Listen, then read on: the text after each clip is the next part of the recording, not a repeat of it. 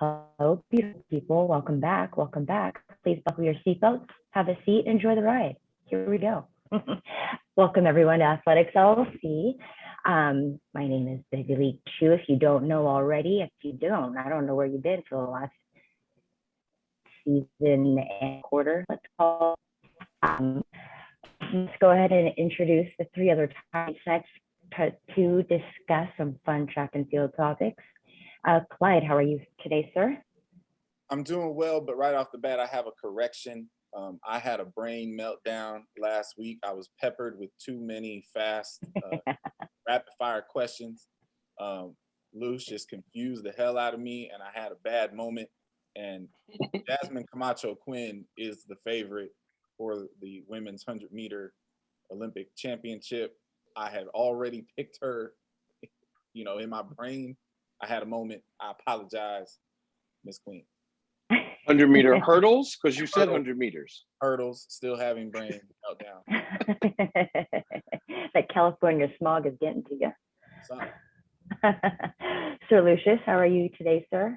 I'm absolutely fantabulous. How are you? Excellent, excellent. We're surviving. We're surviving. Last but not least, Lamar, no such former Olympian. How are you today, sir? I'm good. I'm very good. I'm actually very excited about this show. As we creep closer and closer to the Olympics, I definitely get nostalgic. I get that. Hopefully good stuff. Yeah. I didn't have any bad Olympic experiences. I didn't personally. So the McDonald's was on point? I'm just kidding. You can only eat McDonald's after you compete. Right. And I only have a day and a half after the decathlon, so I never had to worry about it. Nice. Well, thank you everyone for joining us. Let's get started. Let's recap the last week of meets and competitions, which didn't disappoint after our trials anyways, and much of the other nations' trials. It'll lead us into a topic after this, but definitely, people are still rocking and they're rocking hard. And, what stood out to each of you? I'm going to start with Miss Bull and 400 hurdles, fourth fastest ever now. That was very impressive. And if you watch her, she's gotten a little bit better and a little bit better every year. So that was very impressive to me. And as my man Clyde mentioned, Miss Camacho Quinn just keeps knocking out. And she's like, she can roll out of bed and run 12.4. And then when she gets a little sleep, she runs 12.3. So she's just been absolutely on fire. It's been very impressive. Very impressive. I will piggyback off of that. Obviously, FemK Bowl, I believe I pronounced that correctly, is on fire. And if you looked at the schedule, both of the young ladies, because obviously, we talked about Shamir Little and her, ultimately not making the Olympic team. To get on the plane and go overseas, those two women ran 52 and 52, and then 2 days later did it again. Wire to wire races. So in one instance, anybody that doesn't see that FemK Bowl is a very, very real threat to everyone in this race at the Olympics, everyone, definitely a medal threat. Like, you could be excited about that, and I definitely am, but on the flip side of that, it also just highlights how tragic it is that we're not going to have Shamir, because, like, my God, like, these women are absolutely on fire. And I can't think of anybody I've ever seen do 52s in that such a time period, right back to back. So phenomenal standout races there. Yeah, and I think that Lamar would definitely like to talk about the reigning Olympic champion. He keeps telling everybody, don't sleep on Elaine.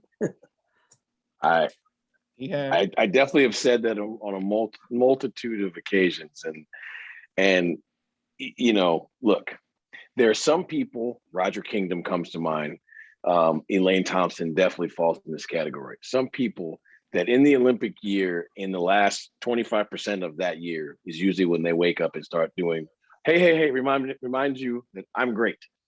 Elaine Thompson is definitely one of those. And lest we forget, because, you know, she didn't win the Jamaican trials and her name hasn't been popping, lest we forget, Elaine was like, hey, let me give you this 1071 real quick, run everybody down, do what I got to do, just so y'all can remember that I am great. And, you know, I think what I like the most about this week is some storylines are starting to get interesting, you know, very interesting. I don't know about y'all, but I was pretty sure that the 200 Olympic champion was going to be Bahamian. And then somewhere along the way, Sharika Jackson decided that, well, maybe not. I mean, we'll see. She could very well still win, obviously. But didn't I say before I thought the women's 200 might be one of the best races in the Olympics? I think we all agree at this point, right? Because it's got the most legitimate players. Like, we got people from everywhere. It's We got definitely people from everywhere. the women's 200 is most definitely, you know, the most diverse of. Yeah, we got people from everywhere. I think what's really intriguing about the women's 200 is, as it usually is, if you want to be honest, but more so this year, you don't really know what's going to happen. Like, you know what I mean? Like, we never know. Obviously, races have to be run, but it's so wide open. And it's not wide open because it's slow. It's wide open and really fast. Really fast. Right? And so, yes, I think everybody would have said Shanae Miller-Uibo, prohibitive favorite. She's going to dominate the field 4 months ago. Definitely in the middle of indoor. No one would have argued with that. And for as amazing as Shanae is, she ain't come close to running as fast as Gabby has. So it's like, what's going on? And so I like big championship settings where everything is unclear. And there's nothing more unclear right now than the women's 200 meters. Yeah. I will also say one riveting thought that I have from this week is, if the World Athletics hierarchy and brass does not leave the field events alone, the field eventers are all going to get together, get on a plane, fly to Switzerland, and start beating people up. I watched 3 different field event competitions where the best mark of the day didn't win. And at the end of the day, like, just say it out loud, and then you hear how stupid it sounds. The best mark of the day didn't win. That's right. It just doesn't make any sense. Can we sit here for a second? Seriously, can we sit here for a second? Because this is a real legitimate problem. And I want to be very, very clear in giving props to this human being. Brittany Reese has said, to hell with this, I'm not showing up. Not just this year, she's been doing this. Yeah. Brittany refuses to show up at the Diamond Leagues because of the utter nonsense that has been taking place, not just with this final 3 crap, or when they cut them to only getting 4 jumps in the competition. Correct. So the fact of the matter is, the entire athletics world, the coaches, the athletes, we all understand that this is stupid, but World Athletics is getting away with it because people keep showing up. So it would be a much better idea to heed Lamar's advice and field event crew led by the shot putters, I would hope, show up at the headquarters as a unit and say, actually, we're done with this. We're not doing it anymore. But short of that kind of unity, short of that kind of, call it what you want, boycott, it's going to continue. Like, how's the old woman that jumped 7 meters in an event don't win? It cost her twice. Money too. Twice. She jumped 7 meters twice. And Lost. wind changed. Like, look, it was 3 jumps. So there's 4 people that were in the final, right? Or 3 people in the final. Tailwind. It's her turn. Wind's blowing straight in her face. She makes a face, looks at her coach, and laughs. The wind is blowing her hair backwards. And she's like, okay, here we go. Charges down the runway. Of course, she's short of the board. She loses out by like 5 or 6 centimeters from the best jump of those 3, which is 25 centimeters short of her best jump on the day. And she loses. Like, that just makes no sense. I just don't, it's like, you know, you ever watch really bad movies and you're like, how did this get past the cutting room floor? Like, when I look at this, I wonder to myself, who was in the room when this decision was made and how did it get passed? Like, this is a terrible idea. Yeah. If you even just take what they're trying to do, right? Who put this on the board and go, guys, this is a phenomenal idea.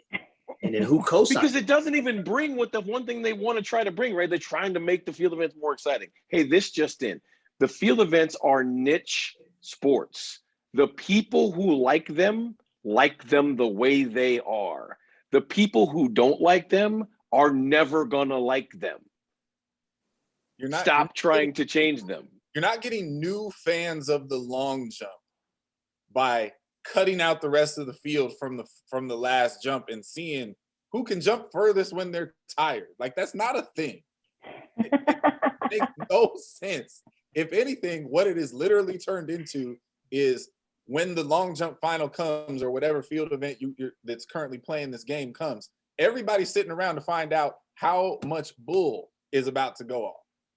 Like, that's the issue. Like, I wonder if she's gonna lose. Like, that's what the intrigue is. Like, and the worst part is, like, the Miss America pageant, like, all 3 of you stand around in this spot thing that's also awkward and bad, right? Like, you stand, the first person jumps and then they go and you go stand by this sign. The second person jumps and it's like, oh, you didn't, or you did surpass them. Switch spots, right? And then they have these random jump cuts to them. Like, this is dumb. This is not what we do. It doesn't make any sense. I mean, hell, look, the United States doesn't even show field events during on the regular television. You got to just get on the internet. We know you're field event people and you love it. Live stream that. We'll show you all that you want. We don't have no commentary. It's straight no chaser. This is what you got, right? That's terrible, but it's better than this nonsense we have. Yes, it is. This nonsense is bad, right? Because you're trying to tell me that somebody 6'2" is shorter than somebody 5'10". Like, that don't make no sense to me. That doesn't make any sense. And to Clyde's point, and it's costing them money. Yes. Like, it's like I'm telling you, you're losing thousands of and tens of thousands of dollars and Diamond League points, like, on this nonsense. Which also later on then costs me money because rankings and stuff. Like, honestly, I can almost get my brain around, like, I'm reading the paper. I'm like, this sounds really stupid. Surely this isn't what they mean. It's okay. We're going to go jump. We're going to figure it out. And then I'm the winner. They tell me Chu won, and I find out that I lost money. I'm not taking it graciously. Like, the athletes are taking this way too graciously. Way too graciously. Like, there's no way. I mean, the young lady in the long jump, for real, she should have gone over, kicked the sign over. Like, it should have just been bad. Because at the end of the day, like I beat this chick 3 times, and you're telling me I didn't win.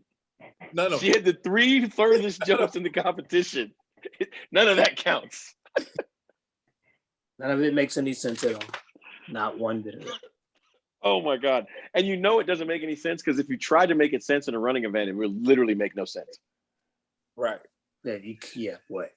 Nice. 4 people race. The person who runs 157 wins, but 2 people in front of them are 156 and 156. Right. But in the last 100, you ran the fastest.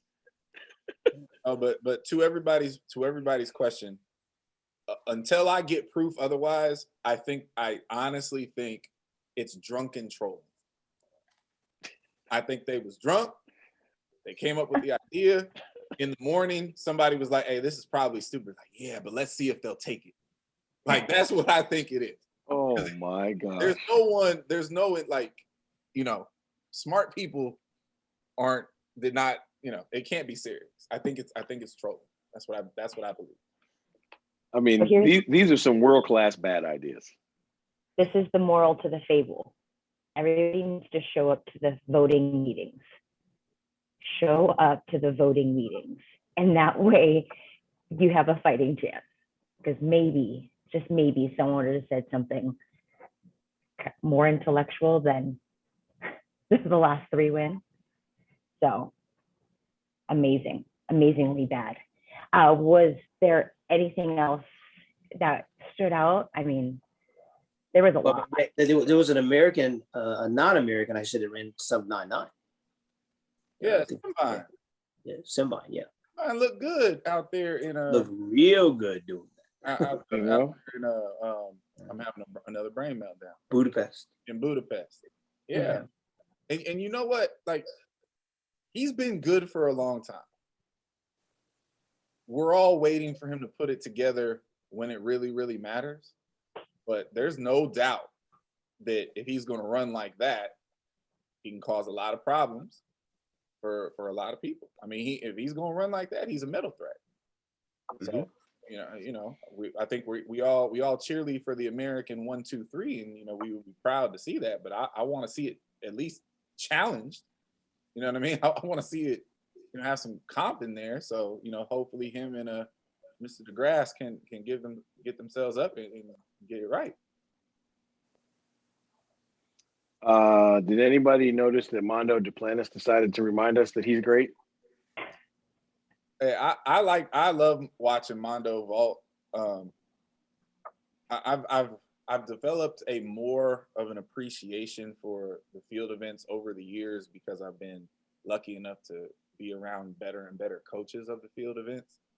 And Mondo's just different, man. Like, it's just a different cat. Like, I don't understand the vault, but my God.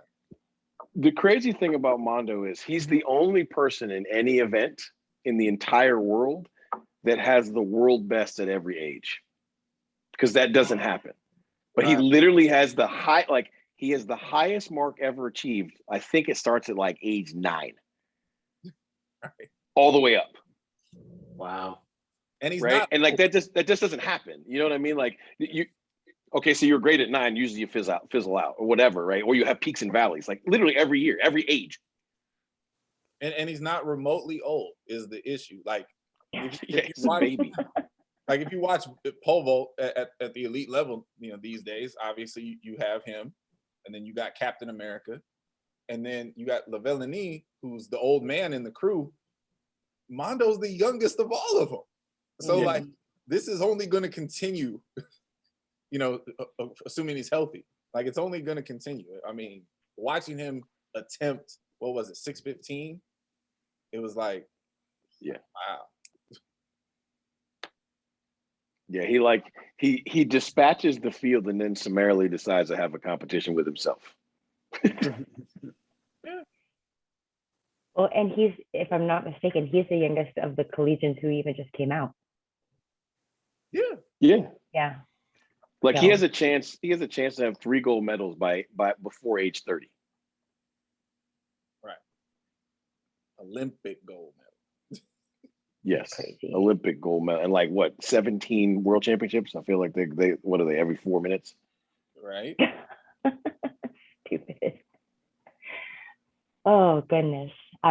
So something that stood out to me from these past weekend of events, that was, I don't really know where I land on it yet, but it's more of the weird things that are going on right now. So we have 2 young ladies from Nambia, I believe it is pronounced, that have top 3 marks in the world in the 400. And World Athletics has decided that there's something wrong with their body chemistry. That's the simplest way I can put it. And has deemed them only eligible to run the 1 and the 2.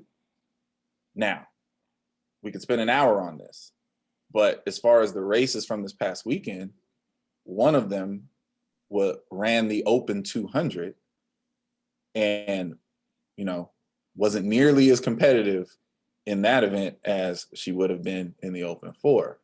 So regardless of where you are on your understanding of this topic or your feeling of its legitimacy, that particular performance at that particular meet, and that was the same meet that Shericka Jackson was in, the same race, the 200 race that Shericka Jackson was in, that spectacle, at least in the moment, helped highlight the point that World Athletics was trying to make there. And I think that that's a much larger discussion that's going to continue for a while. But in that particular regard, it looked like they got that one right. And I just don't know if it's right ethically. But it's going on right now. I got nothing on that one. I'm gonna put to be continued on that one. That's all I got for that one. No. It was in the results from this past week, you know? Yeah. I have some pretty strong feelings about this, but I just, this probably isn't the forum. And to Clyde's part, we could definitely talk about this for another hour. Yeah. I just We'll bring that one back around. I just philosophically, I don't know how a group of people get to decide how masculine or feminine someone is if that's the way they were born. Right. But anyway, I really don't want to, I mean, we could be here. If I start, we'll be here for an hour. So. We'll bring that one back. Pause button. Who's the To pause button? be continued. Of note, in my notes, I had put women's 400 meter hurdles, add player 4, thinking of our old school games. When you would add the new player, that's what we did. We added Bowl into it, and now we've got to get another controller for her and see what happens and unfolds, because it's going to be so exciting. So exciting. Well, I want to go ahead. Go ahead. You could see 3 women under 52 seconds. Without doubt. Absolutely. Like that is a very legitimate possibility. Yeah. What I love about the way Bowl has been running is, you know, we as Americans, we love our narratives. And the narrative was just like, oh, it's so bad that Shamir didn't make the team because we were going to sweep. And I love the fact that we got living and breathing proof that was definitely not a foregone conclusion. I mean, right?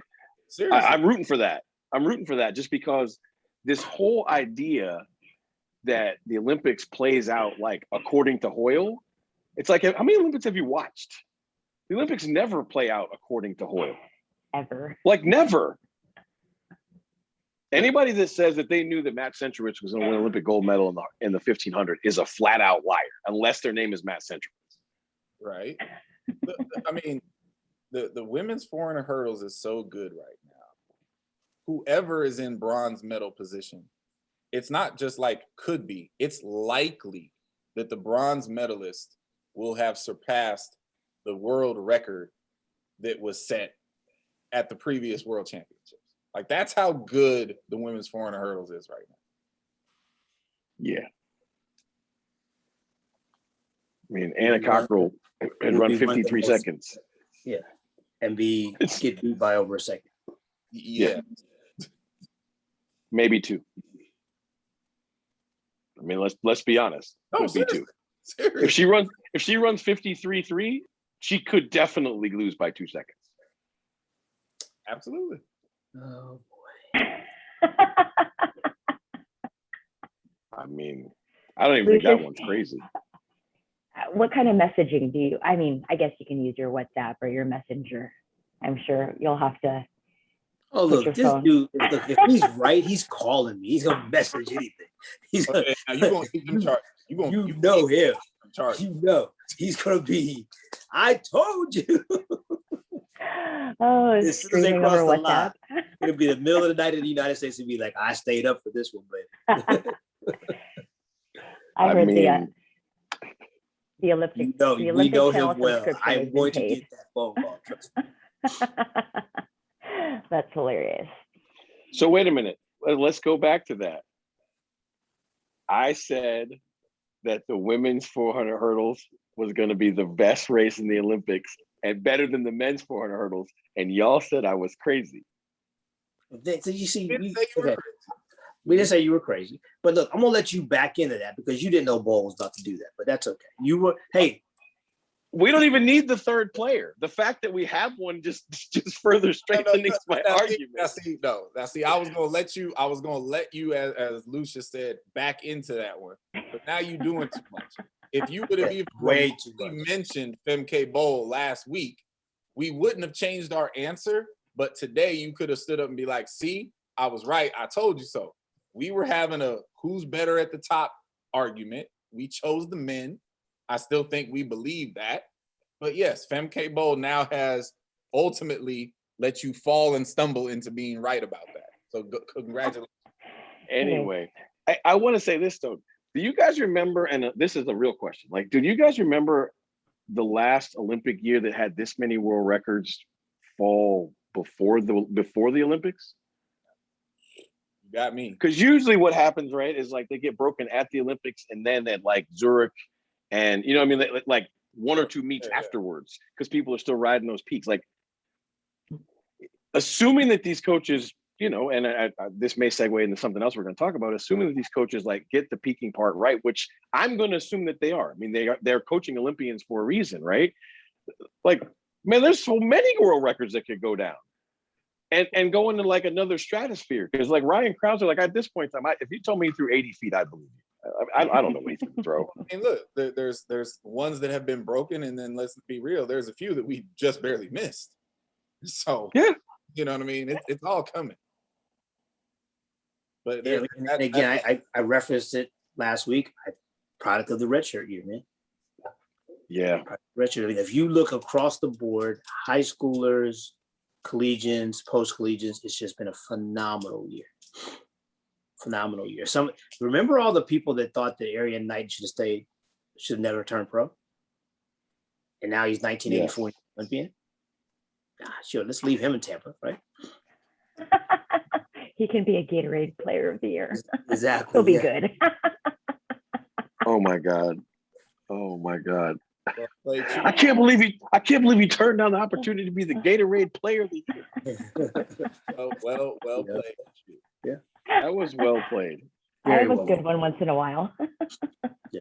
So, you know, I just think what you're seeing is this, again, the benefits of rest from a mental and physical standpoint. And to Lamar's point, the Olympics are going to be amazing. And there's always that post-Olympic deal where people just get after it.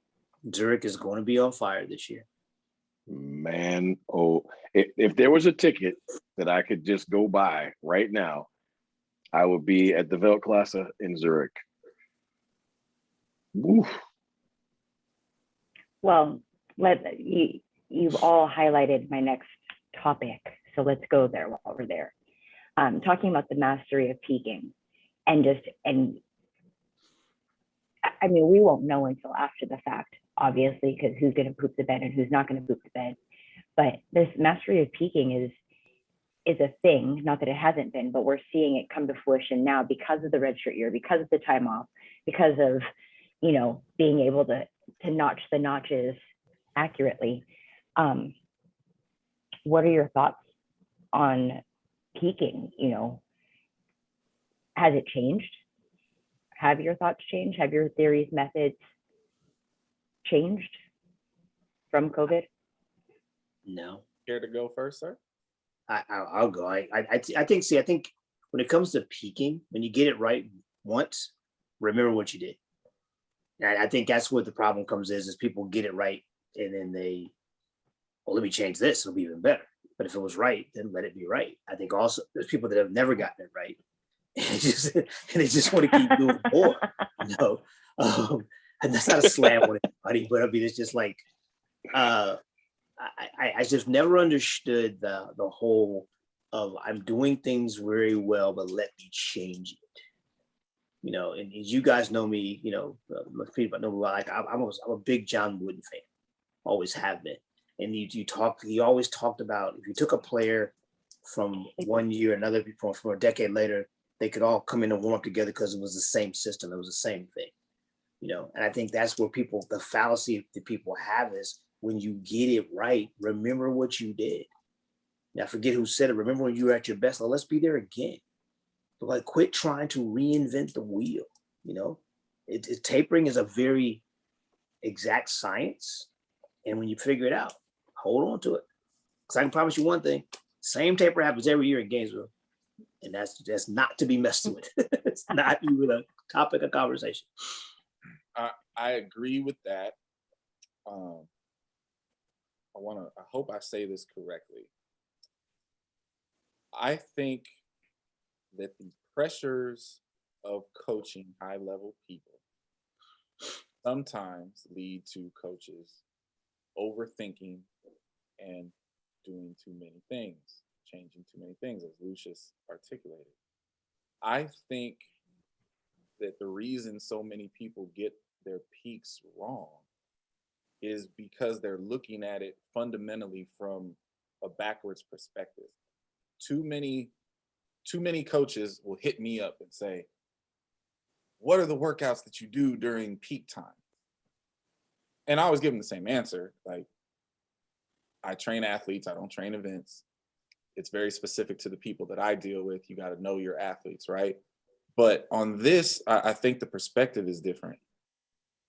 The secret to getting peaking right is not the amount of work that you're doing, it's the amount of rest that you're giving. Doing too much, adding that extra little thing in there is much more likely to screw something up than if you just took some more time off. Do less. You know what I mean? Like, don't try to overthink it. Don't get cute. Don't try to add the extra little sauce.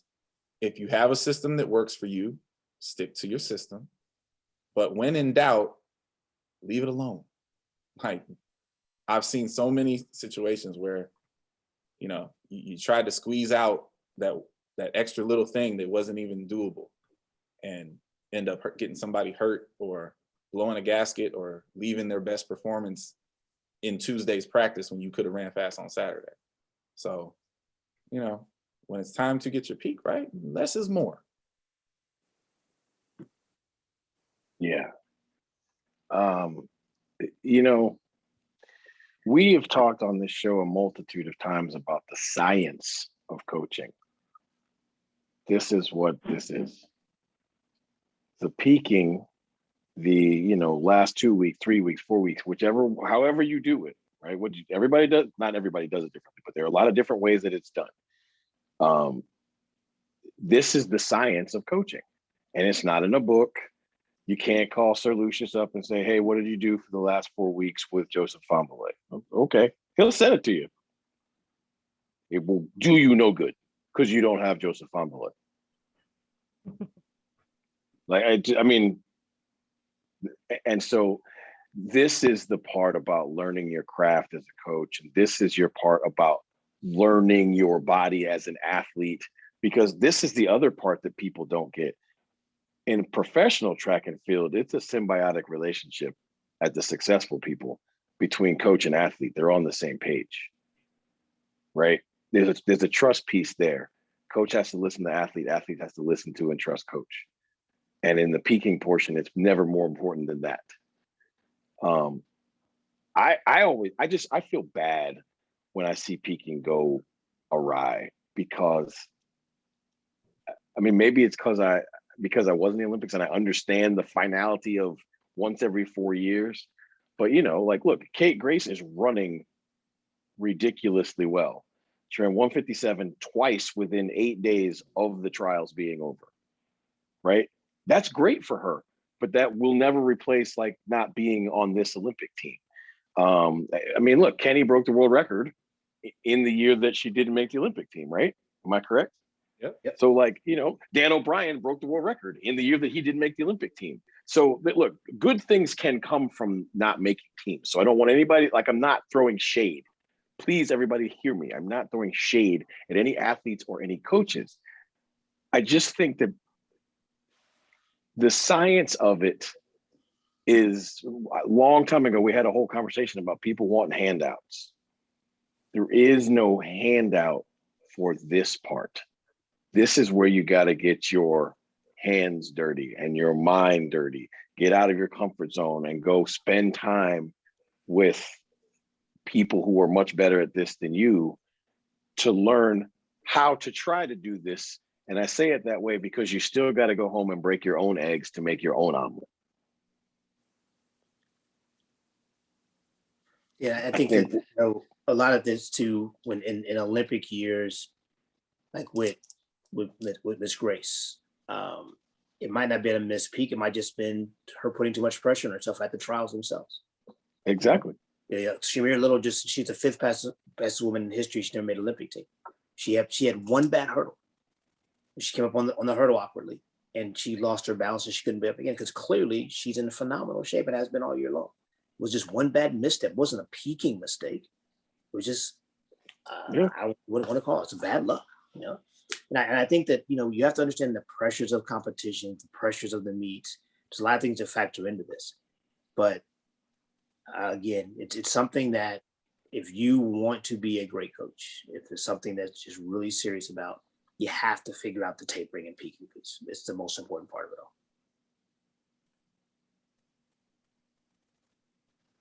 So there's no mastery of the mastery. I mean, there's a mastery to it, but it's like it's not like a pack of Kool-Aid. You just go, you know, go buy your favorite flavor. Right? There's no one recipe for everybody. You know, that's the difference there. You know, like Clyde said, everybody's a little different. And you have to coach to the people that you have on your campus. But again, you have to figure out, and the whole idea is if you want to run fast, you better rest them. That's the yeah, better rest them. Rest is more. Best.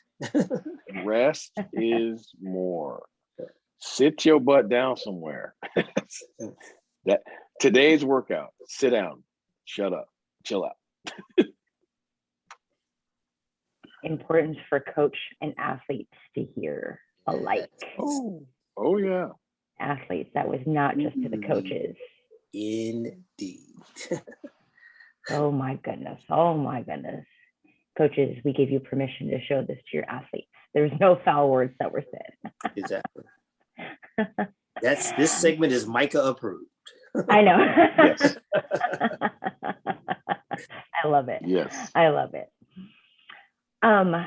So kind of transitioning and still somewhat staying on topic and whatnot, of the current headlines coming out about Tokyo, and there are, I mean, I swear I feel like there's two a day and I get confused because there's being so much that's being said. But of the current headlines regarding Tokyo and including Tokyo, what is glaring for each of you? You know, what is one headline that's sticking out, or, you know, topic or subject matter that's just in your ears, in your head? Okay, I'll jump in here because okay, this is Japan, and these are the meticulous folks that want to get everything right and everything perfect. We've known about the Olympic Games for a long time. We even got a pause button pushed, and we've known about COVID for a long time, and we're not prepared. I am shocked that they missed the boat on this. Now, if there was one country who I thought that would be overly anal about this, it's the Japanese. And I am shocked that they are sort of behind the eight ball maybe on this one now. And that they're having the issues with COVID that they're having, because I just never expected that because of their culture and because of how meticulous they are about things. So that's something that's glaring to me, because every day it seems to get worse. They don't have a handle on it at all. At all.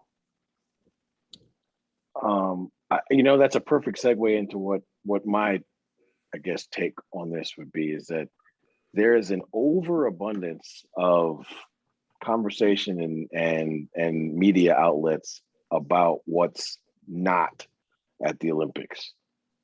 Spectators because of COVID, athletes because of varying infractions, drug tests, missed tests, what's the world rankings, right? there's a lot of conversation about what's not going to be in Tokyo. And where I think the boat is truly being missed, folks, this might be the best Olympic team we've had since the 60s. Like, we got a chance at this being the best medal haul from the youngest people, like, you know, all the things that are set up. And there's almost no talk about it. And to me, that, like, the headline is that that's not the headline. I like both of those, and Lamar, you actually went in the direction that I was going in. You did so a little bit more broadly. Mine is a little bit more specific. Throughout the existence of this show, we have taken our opportunities to discuss a lot of things, not just track and field, but a lot of things that have gone on in the larger populace of our culture in this country. And I think we've been, you know, effective and on time in doing some of those. To Lamar's point, there's way too much discussion within our community about what's not going to be at the Olympics. And the groundswell of the narrative that somehow African Americans should be boycotting the Olympics over, pick whatever thing you want to be mad about. Some of it, in my opinion, very legitimate concerns, like the swim cap issue. Very legitimate thing to be upset about. Others, not so much. But I'm just dumbfounded on how so many people are gaining momentum on our community should boycott the Olympics as it relates to track and field, and somehow they're losing the fact that our team has no fewer than 60 African American athletes on it. I don't know the exact number because I stopped counting at 60. I felt like 60 was enough.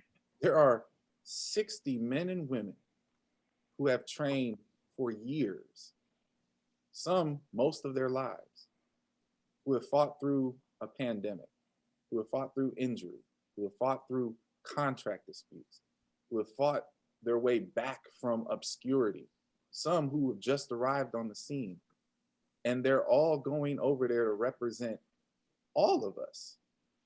And to have our community act as if their stories aren't important, their narratives shouldn't be told, and we should ignore them or chastise them for not doing more or not speaking the way you want them to speak, is horrifically unfair.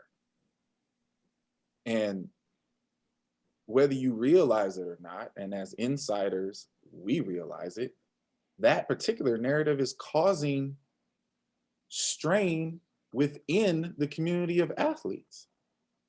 Yeah. And it's not fair. And so I really hope that common sense would prevail here and that we can just celebrate the people that are going to the games and highlight their very unique and very well-worthy storylines and elevate these people to the biggest stars that they could possibly be as well, because they deserve it. They deserve it every bit as much as everybody else. And they've earned the right to be there. They've done what they're supposed to do. And they're going out there to represent their hometowns, their communities, their universities, their parents, and all of us as Americans. And so I'm just like, there's so many amazing stories on this team. And they're all getting drowned out by nonsense and ignorance. And we have to do better. And specifically, I'm challenging the African American community to do better. Because like I said, pick one. There's at least 60. Pick one, get on Google, learn something about these people, and start highlighting their narratives and their stories, because there's a lot there. Yeah, I think that for me, that's very well said, sir. And I've said this in private circles already. One person, one relay, one attitude cannot be more important than a whole team. Yes. One person, one relay, one attitude cannot be important than the United States of America, right? This is the U.S. Olympic team. And it's not about one person. It's not about a relay. It's not a racial issue. No. Okay. Racism has nothing to do with this. Shame on all of you. Shame on all of you, because there's so many wonderful stories, as you said, so many wonderful young people who have chased their dreams and done it the right way. So let's celebrate them. And let's go have, as Lamar's been saying this to me since April, that this will be the best team since the 68 team, the youngest and the best. You know, Lamar's been known to spout off every now and then, so I thought he was crazy. Here we are in July, and I have to let him know he was right. So, well done, young fella. Yes, dang it, you were right this time, right, Big League. He has literally been saying that to me since Florida Relays weekend. And can I just add one more thing to this particular point? Because we've also discussed a lot. We've discussed a lot, maybe more than any general topic on this show. What can we do to grow the attention and grow the profile and all of that of the sport?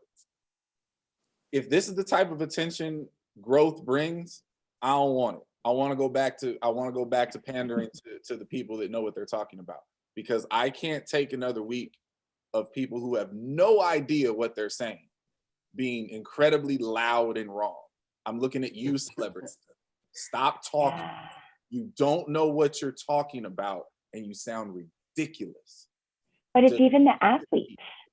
They're the other professional athletes spouting off, and it's like, no, you get fired for breaking the rules of your job. You lose money in your contract for doing things that are not contractual or against the contract that you signed. Well, you know, and that's my thing. It's like, okay, when rules are broken, there's consequences, right?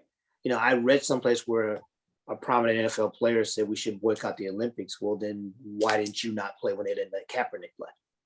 Right. So that's a much bigger injustice here than anything that's going on with track and field. And that was we shouldn't be playing football at all. Right, because that was actually racial. Like, absolutely. True, you're right, but listen. I can't tolerate Puff Daddy. I know, that's who I was thinking about. On Twitter, talking about Michael Phelps. Like, I can't deal with it. Michael Phelps took a 3-month suspension and lost millions of dollars because someone produced a photo of him smoking at a frat party. That has nothing to do with anything that's going on in this world right now. Nothing at all. And for the record, the big prominent name that's here hasn't lost a dime of her money. Right. Not a dime. So the celebrities, oh my God, please. We don't need the fandom. It's fine. Like, we're good. Can I jump in? You mentioned something earlier, Clyde, that I think actually would be a really awesome impromptu thought. You talked about the storylines. Just off the top of our heads, what are each one of you's, like, if you just picked one, like, what's your favorite storyline about this Olympic team that you're looking forward to? And I'll give you time. I'll go first. Okay. I'm looking, it's like if I was making a song, it's like it would be like the collegians are coming, right? Like the US Olympic, like, we're about to unleash on the rest of the world our ignorance and arrogance of youth, right? We got young folks coming to this Olympics to dominate, who've never been in the Olympics before. And I think that is an amazing storyline. You can, like, nobody can convince me that Javon Harrison is not 100% sure he's going to win both gold medals. Yeah. And you kind of cheated there, because that's big picture, the youth. That's not you picking one of the youth and highlighting their story. which is I'll pick Javon And nobody Harrison. is surprised that he did that. right. I'm sitting here trying to rack my brain of the one, but yes, the youth. I'll pick obviously. Javon Harrison. How about that? I'll take one Ute. Yeah, I mean, seriously, seriously, can the track community, can NBC, can LSU, can we get a deep dive into the bio of what it is to have created Javon Harrison? Can we get that, please? Right. Because I don't know it. I'd love to hear it. I'd love to see it on CNN. And I'm not going to spoil it because I know the story here, and it is phenomenal. Right. If the story is told the way it was told to me by the person who the straw that stirred that drink, if that story is told the way it was told to me, it is a phenomenal story. And this came from the source, the correct source. It's a phenomenal story. Phenomenal story. And So there's my one. I'll take Javon Harrison. Needs to be told. Yeah. I mean, Lucious, go ahead, because I was Okay, so like, you know, I'm gonna kind of go where you went, because I the youth of it is amazing to me, right? And so like, not even just the college kids like Javon, but like, what about the people like Michael Norman and Rod Benjamin and Noah Lyles that would just be getting out of college? What about Ariane Knighton, who was about to be a junior in high school, right? I mean, or senior in high school, right? I mean, so it's like He's supposed to be getting ready for the Junior Olympics. exactly right. Not You the know? Olympics. Right. You know, and so like, but like my feel-good story of these games is Kenny Harrison. Because 5 years ago, Kenny was heartbroken. Even after she broke the world record, that did not mend her. You know, watching her and my man E-Flow after the race, the relief for those two after the race was absolutely phenomenal for me. So that's my feel-good story. Kenny Harrison, and newsflash, she's an African American as well. right. I mean, can we get the deep dive of the redemption of Kenny Harrison? Can we get that, please? Yeah. Right. We like to Because- create narratives. because- There's one we don't have to create. Right, because you know, and Just Edric ask will tell the questions. story now. Just ask Edric, he'll tell you the story. I mean, I'd much rather watch a 30-minute profile featuring Kenny Harrison and Edric Florial going through the start and the transfer and the failure and like I'd much rather watch and listen and learn about that than a lot Another of phenomenal story. Yep. The youth of it, absolutely. Like I said, that's the big narrative. Man, honestly, sticking with my in the community theme, I'm sorry. And I've been on this for a minute. I'm sorry. Like Gabby, what she is doing with her life off of the track and the purpose behind that could serve our community for decades. And the fact that she's aware of it and cares to do it, and the level of focus and concentration, like it's hard enough to be a pro athlete. All the pro athletes trying to fine tune their craft to be the best in the world, to stand on top of the world, that is incredibly, incredibly hard. It's harder to try to be a doctor at the same time. Sorry, it just is. Yes. Okay. Yes. So can we get into that? Because there's so many examples in our community across all sports where it's all about the sport. It's all about football. It's all about basketball. It's all about running. All of that's cool. But even Allison has come to realize that, you know what, when this running thing is done, I better have a new thing. And she has a new thing. She's started her shoe company. She's built her brand to do the next thing. What Gabby's doing is just harder than anything else. And so many times we lose focus on education and why it matters and the value of it. Like, can we spend 30 minutes talking about that? Can we get that on CNN? Oh, they put it on CNN. That was dope. Can we get NBC to profile that? And look, if you like, you know, if you don't like feel-good stories, if feel-good stories aren't your thing, can we get an expose on the drama of creating relay pools within the relay team? Can we get some exposés about coaching? You know what I mean? Now you're being messy. The absolute answer to that is no. yeah, we won't get Lucious on it, but like there's so much more intrigue. I tell you what, if they do it, I'm gonna do it for you, and I'm gonna be mic'd up. Now you might not be able to play it. Micah won't be able to watch it. Right. Yeah, Michael, you'll be fine. You Oh. can watch it. I'm just joking. You Like, can watch get a behind the scenes camera, you know, in some of these meetings. Can we do anything focused on what's going to actually go on at the games and the narratives that exist? Because man, there's so many. Our sport is so rich with narratives and intrigue. And if we Yeah. spend more time focusing on that, we get fans, you know, in the right way, not with nonsense. I got it. We got Hard Knocks Tokyo 2021. Can we? Oh, yeah, done. Can we Done. get Hard Knocks Tokyo? Can we please get that? That's way better Hey. than Hard Knocks Dallas Cowboys, by the way. Can Hey, we get Hard knock, Knocks- knock if you're with me. Knock if you're with me. Somebody, Flow Track. Can I get Hard Knocks Tokyo, please? it. You know, because Slow Track will do it now. Can They'll do I get? Those I get cats aren't Hard afraid. Knocks Tokyo with? But I have to have Grant Holloway on there. Can I? Grant Holloway is built for Hard Knocks.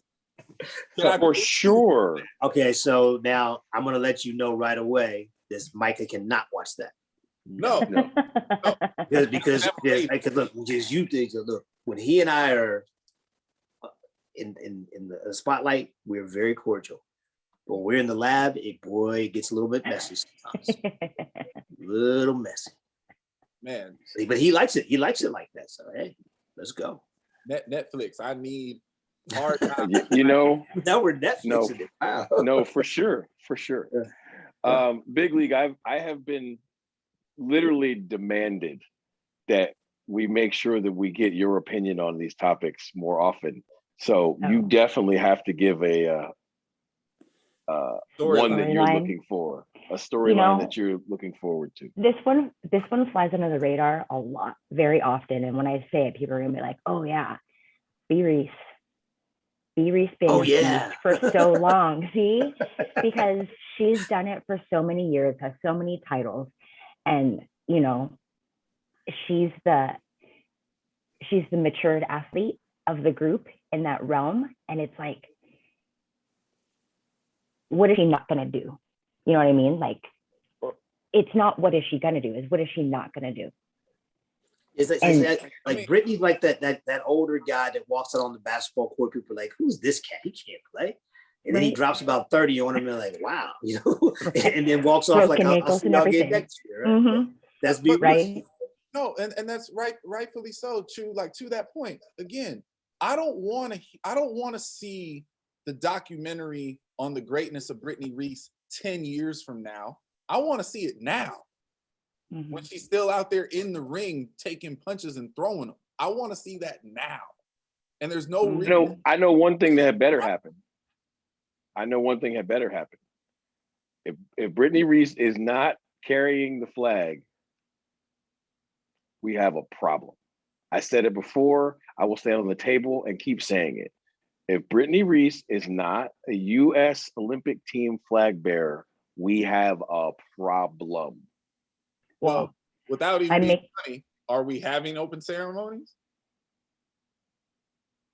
Sir Lucious, you know You'd that have to answer? ask Sir Lucious that question. Oh, I am. Are we? I don't believe we're participating in the opening ceremony Ooh. because I believe the opening ceremony is on the 23rd, and we're not leaving here till the 24th. Can we get zoomed in on that one? Is that a thing? Can- Put us on the marquee. I need to see Brittany Reese walking back and forth in front of the camera with a flag in her hand. I don't really care if she's in her living room. All right, we'll work. She is our flag bearer. Darn it, Oh, Micah, that was for you. you Darn know, it. Seriously, Brittany, for sure. You're a fan of coaches. Can we talk about the work that's going on? Can we get an expose on the work that's going on down in Chula Vista? I mean, that's been going on for a long time, Yeah. and only track insiders actually even remotely understand it. Mhm. Can we get that highlighted? Can that be a segment? Because that is special, consistent excellence from our sport. If there is a most improved award, it goes to Chris Mack and his heptathlon crew. Mhm. Bang. Can we get Absolutely. that? Bang. So yes, And, I'm gonna give, you know, all the stuff that's been going on has really shown a kind of cast a shadow over an incredible coaching job this year. And yeah, I'm a bit of a homer. This guy's alumni of my university. I coached him. I love the guy. You know, Kalen Whitney from 51.3 to 50.3. Nobody's surprised that Kenny Bednarik ran 1989, but everybody's shocked that he ran 989. Okay. And really quickly, where did JV Oliver go to college? Mm-hmm. Kentucky, right? Yeah, but see, you had to think about it. Yeah, I wasn't sure. You weren't sure. You had to felt think like about it was right, but but you weren't sure. Right. She's run 10-8. Absolutely. Right? See what I'm saying? Incredible coaching job, Green Machine. Incredible coaching job. Incredible. So, yeah, I went homer on that one. I'm sorry, but No, look, listen. Credit goes to those who earn it, and it's great that he was a Gator for you and all that. But look, Dennis has done a great job. He's done a great job this year, and at the end of the day, like, he deserves props. And I think that we don't ballyhoo coaches enough. Yeah. Look, you know, we would be smart to take some, since we were talking about, you know, we're talking about storylines we'd like to see, and we were talking earlier about, you know, new bad ideas. How about doing over some old great ideas? Like, we all remember, I hope Chu remembers, I know y'all remember, you know, in the early 2000s, Eurosport had a show called The Sprinters, where they followed HSI around at practice and just roll camera, and they put it out there, and it was intriguing, it was funny, it was educational. You know, it looks horrible now on YouTube, it's all grainy stuff, but you know, can we get some kind of, you know, revamped version of that? Like, if you did that for a year and rolled it out during Olympic times, like that would be great. Like, just do the good ideas. Like, we oh my God, I'm so frustrated by this stuff. Like, there's no reason for us to be this bad at this. I mean, this Olympics, like, it has the most, like, high level, like, intriguing storylines of any Olympics, like, probably in my lifetime. You know, like, the intrigue of both genders of the 400 hurdles, the intrigue of the, you know, of the influx of youth, the intrigue of speed and power events coming from Europe, from people who are not Anglo-Saxon. Pay attention, the world is changing, right? There's a lot of stuff going on that is really, really interesting and intriguing about this Olympics. Not to mention that it's the first Olympics with no fans. Right? Right? Like all of this is going to be for those of you out there who think that it's going to be a problem because there's no fans, NCAA Indoor Championships, and I'm done. Yeah. I assure you, the athletes would prefer fans, but don't care. They're going to run. I mean, can we get NBC's covering the games, right? Can we get a segment called The Unicorns, and every night we highlight a different unicorn, because there's a whole bunch of them on Team USA. Whole bunch of them. Can I get a thing Mo night? Can I get Sydney night? Like, you know, I mean, this isn't hard. Like, can we just focus? You know what? I'm going to say this out loud. I'm going to make us responsible for that. I mean, we're going to do it anyway, but I think NBC has a bigger audience. I mean, just a little bit, but I mean. Do they? I mean, we gotta up our subscribers, so. Yeah, just a little bit. Just a little bit.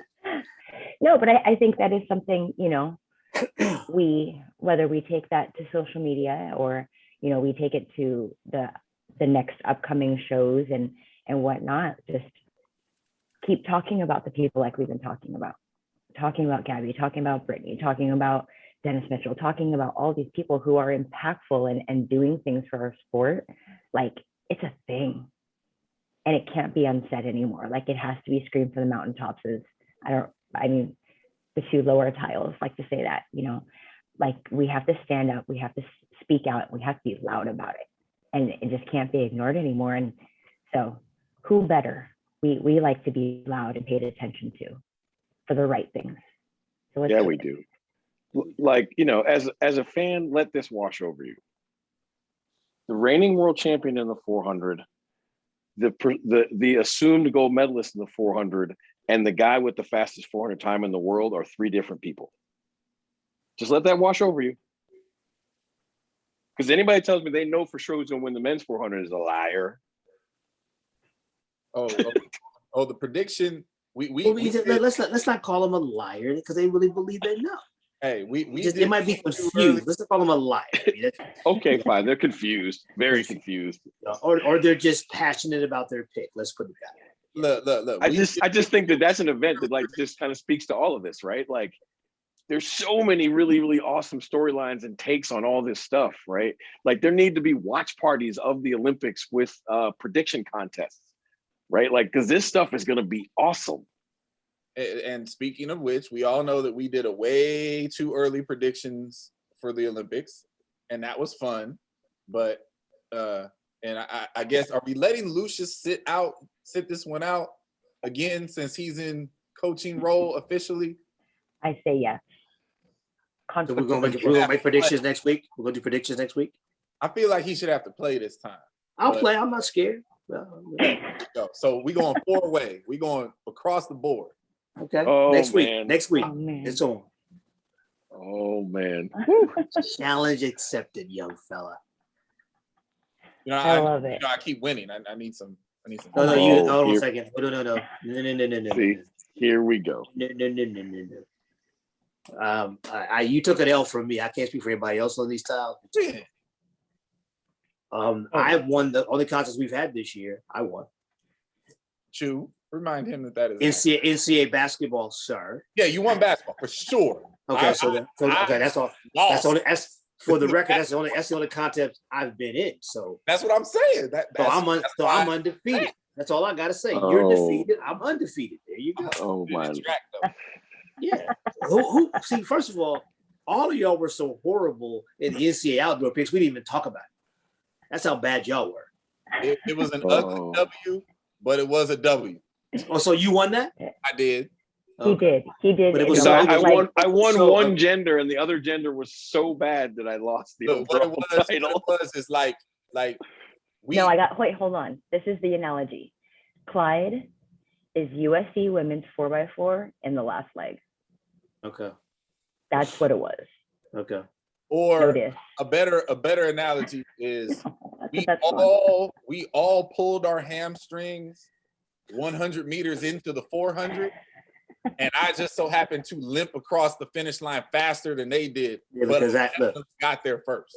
That's how bad it was. I was like, I don't even want to talk about this. It was terrible. I didn't want to commentate on that. That was bad. That was bad. Oh my God. So, but again, I'm undefeated, so I'm good. Is anybody got a crazy Olympic gold medal pick right now off the top of their head? No. I'm not there yet. I can't compute that one. Huh? So it's hard to do a crazy one because anything you say that, if I can think of anyway would be a possibility. So I wouldn't call crazy.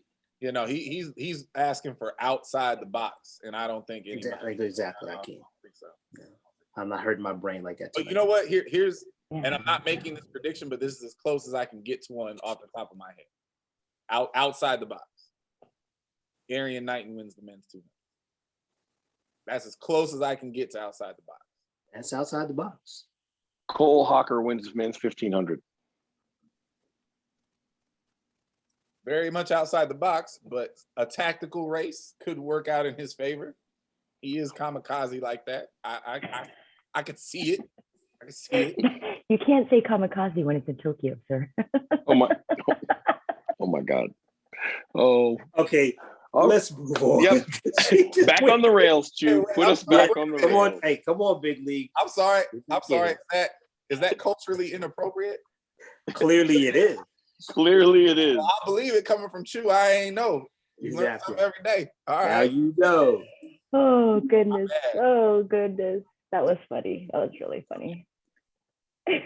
Ian's not paying attention. Chew is Chinese, not Japanese. Yeah. Yeah, don't say that, please. She's Chinese, not Japanese. But you still can't say kamikaze. No. You still can't say kamikaze. All right. So let's have some more fun. Let's have some more fun, and then we'll redeem that comment there. Sir Lucious, your seat is hot like fire. Let's go. So these are just fun. These are literally just fun. I don't think there's even one that's track related. There's one, two, kind of. So I know. So we're having trouble counting tonight, I see. Okay. I am. It was, yeah. Anyways, do you have your universal outlet ready for Tokyo? Yeah, I do. No, I have it. I have it. I just got to remember where it is, but I do have it. But guess what? I also know where Best Buy is, so I'm good. Holler, so you'll buy your 7th one? Hey. My bad. Oh. Is the thrill of getting your Team USA kit still a thing? No. Wow. So that happens?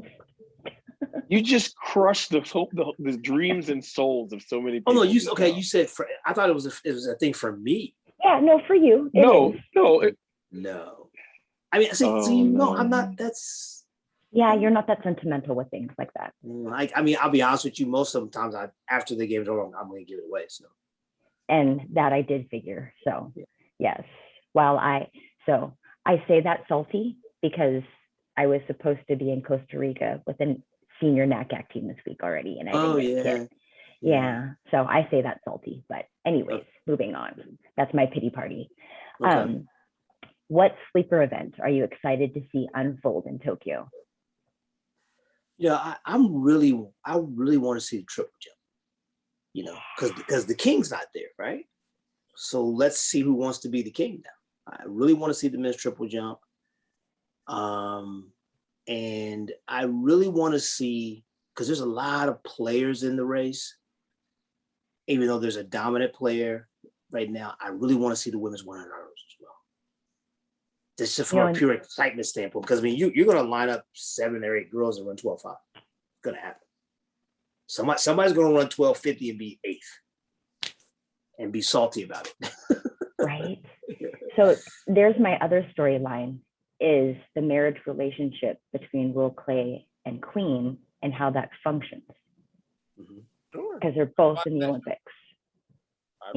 Queen's not trying to. That's what I meant to say, like that storyline. Right. So anyhow, and there's more than one. Sorry. Right. Yeah. Phone etiquette, sir. Ice cream sundaes with chopped peanuts or no chopped peanuts? I mean, okay. No, chopped peanuts, no. Okay. I had to be specific. Yeah. What is your dream car? Escalade, the Cadillac Escalade. My Do you have dad it yet? dad was a Cadillac guy. I'm a SUV guy, so you combine the two. Marry the two. Got it. Yeah. I dig that. Stop it, sir. Me? No. Or this? No. You know. What are you doing now? We missed it. Yeah, we totally missed it. Okay. So, do you prefer Arrowhead or Dasani water? Dasani. Is it water? Is water? I don't know. No, Arrowhead tastes like water. Food. Water is water. I just drink the water. Oh, I gotta hydrate. I gotta hydrate. I want to know how she picked the worst two that exist. Oh my god! Because that's why I said it. That was very specific. I mean, I don't know if dishwater and bath water. I don't know if I've ever had Arrowhead. I don't even know what I drink Dasani. I know. I can't think of what else. Arrowhead's called somewhere else regionally in the U.S. But I can't think of what it is. But anyways, okay. So it has been discussed that Outback Steakhouse is your go-to restaurant. Absolutely. What is your go-to menu item? That way people know how to bribe you. I mean, depending on the mood, is like the ribeye with the steakhouse mac and cheese and some broccoli. I'm on point. When I get tired of that, I'll go really basic with the chicken wings, breaded with no sauce, and a nice salad. That's it. But those are the only two things that's all I eat from there. I'm good. That's hilarious. As someone who used to work there, that's hilarious. Oh my God. Okay. What is your woosah move? Knowing that, like, in Bad Boys, the woosah was the ear rub. Mm-hmm. What is your woosah move? My woosah move is to walk away. Like grown folks, take note. Walk away. I like it. So my And then call counterpart. me. Well, I have a good one for him. I have a good. You are misbehaving tonight. There's no such thing as a former Olympian. I have a good time sensitive question for you, sir. Mm-hmm. As the most seasoned of us here, Here we go. and as a person who has been around many Olympic teams in different capacities, it's a two-part question. What do you think of the 2021 Olympic kits, the uniforms, and how do they rank in the ranking of past uniforms? You're awful. You're awful. I'm just gonna say that I need to. I haven't seen them, to be honest with you. I wasn't overly impressed. I didn't like dislike them. I didn't hate them, but I definitely felt like we had some better ones in the past. So yeah. But I from what I understand, like they kind of change colors when they're moving. That's what I've been told. Oh. So yeah. So we'll see. I got to see them in action first. Now I'll let you know. Fair enough. So prior to that, what's your favorite kit? Oh man, I just there was one I just saw a picture of Jeremy wearing. It was the white one. The 04 whites. Gotcha. Oh, yeah. Athens Those are white. saucy. Yeah. Those one, yeah. Olympian. Maker. Yeah.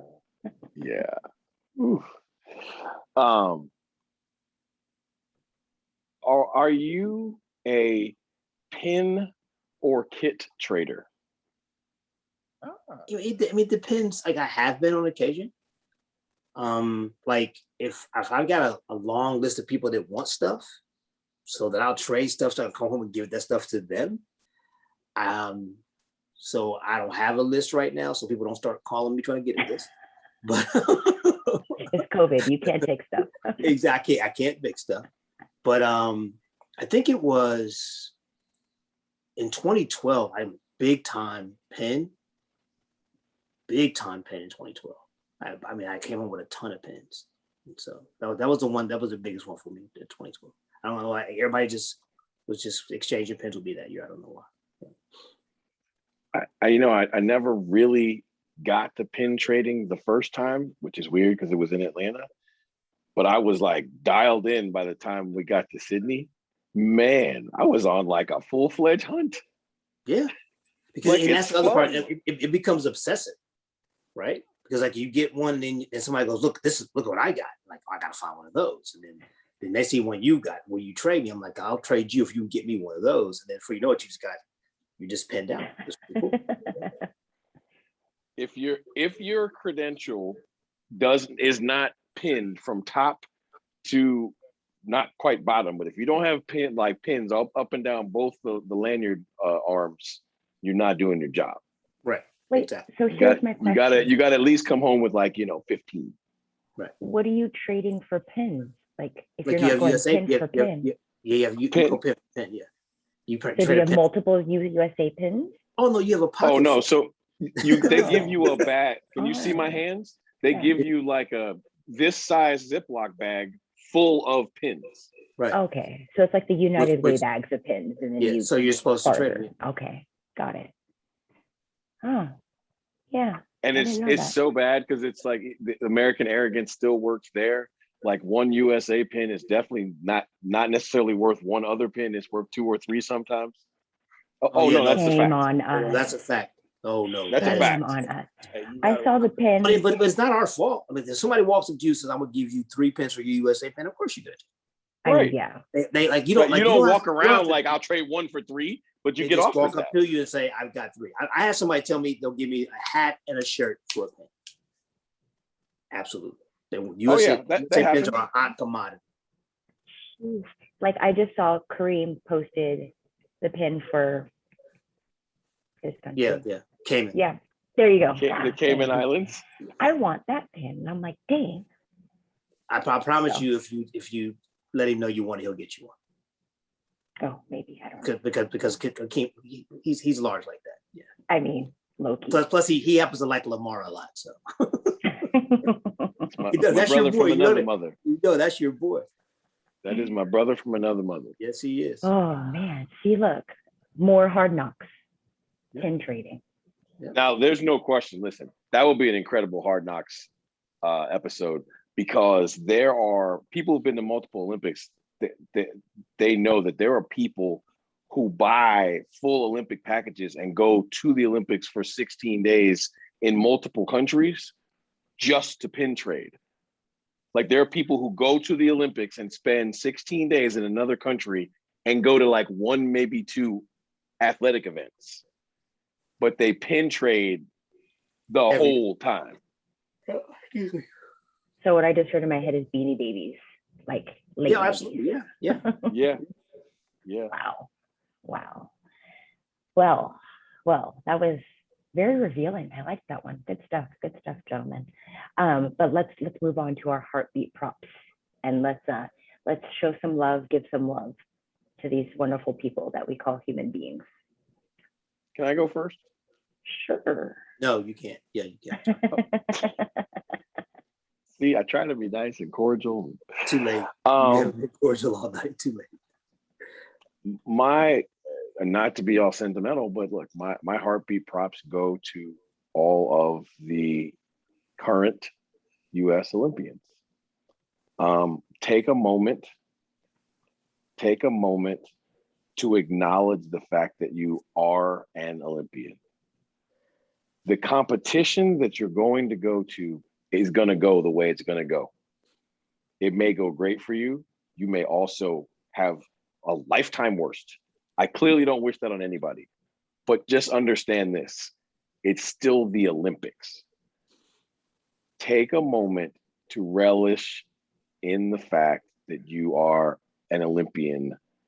Read my name, forever. And that part is the good part. Last with that, sir. Don't forget to apply for your LLOLY. Got to Indeed. apply for it, people. You got to apply for it. If you don't have, look, if you're not certified, don't put that OLY behind your name. That's all I'm saying. Yeah. And look, there's a Hard Knocks people running around with Olympic rings on that ain't made teams. Just saying. Okay, so let's not digress. Yeah. I'm going to give my heartbeat props tonight to, you know, we've talked a lot about the process. We've talked a lot about, you know, how to elevate yourself in coaching and doing a great job and all these sort of things. And so I'm going to give my heartbeat props tonight to a young lady who's done it the right way. Everywhere she's been, she's hustled, she busted her tail and done great things. Had a phenomenal year this year at the University of Georgia with a great group of young men and women. And she's now the head coach at Vanderbilt University. So my heartbeat props go to Miss Althea. And did I steal your heartbeat props, sir? Yeah, you did. Go get him. Well, back to the drawing board for you. And my big heartbeat props to my girl AT, Althea Thomas. Was the coach's daughter, whatever you call her these days. Phenomenal job, young lady. And Clyde is really proud of you also, but he's got to give his heartbeat props to somebody else. I didn't do it on purpose. I mean, I'm happy for her too. Like in my brain, I'm like, okay, this gonna go under the radar. There's no way this one gets stolen. Wow. All right. My bad. Okay, so I'm sticking with I'm sticking in my area though. Other than all the Olympic shenanigans and prep work that's going on right now, the other big thing in our sport that is going on right now is the coaching carousel. And this year seems to be a lot more off the hook than previous years for whatever reason. Somebody put $20 in the carousel. You know what I mean? So look, the coaching carousel is always intriguing. It is always dramatic, and I think a lot of people get lost in the reality that there are, like, you know, lives at stake in this thing, right? Like, these are people's, like, real lives, livelihoods, and relocation is hard and stressful and emotional. And so I definitely planned on shouting out AT for landing at Vanderbilt. I consider that to be an incredibly well-earned and smart hire by Vanderbilt. So props to you, AT. But I wanted to really highlight that in sometimes in this business, like, the carousel spins through no fault of your own. It's not like AT did anything to not have a job at Georgia. It's just the way the carousel spun this year. And so sometimes in our profession, the carousel gets a lot of things wrong. And there's a lot of good coaches who find themselves out of work. And in this particular instance, a phenomenal coach found herself in a phenomenal opportunity moving forward. And that's the way that we all hope that it should work every time. It doesn't, but this time the industry got it right. And so for everybody that is on the carousel and getting dizzy, and for everybody who's watching it, you know, with intrigue, it's a rough time of year, but it's an exciting time of year. New possibilities. I wish luck and fortune for everybody in their new possibilities. Well said. Well said. My heartbeat props go out to my niece, my blood niece who made me an auntie for the first time. This little girl was born, she's a 7'7" baby. So she's lucky and she's the cutest little thing ever, but she just turned 6 and it was her birthday yesterday. So, well, as we record. So I just want to say happy birthday to her, and she loves you so much, and you can sing me a song next time I see you. So she makes me giggles. So, but yes, we need those now. But as always, gentlemen, it's always a fun time with you all. And for those of you who said that this episode is going to be 4 hours, haha, no, we don't fall into those traps. Because we can't. The recording only lasts for a little while. Our conversation lasts for 4 hours. So without much else to be said on the recording, everyone have a great evening. Enjoy your weekend. Be safe, whatever you're doing to round up your summer, because the summer is almost coming to an end, unfortunately. Do it well, do it hard, fun, and do it safe, please. So thank you so much. We'll see you guys soon.